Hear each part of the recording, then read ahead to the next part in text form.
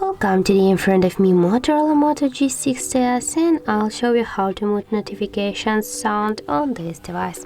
So first you should go to the settings and tap to the sounds and vibration section. Here you get the ringing notification volume. Just to mute your notifications, swipe here this dot to the left side with your finger, and that's it. But that's a way while you will mute not only notification sound, and also this you'll mute and ringtones.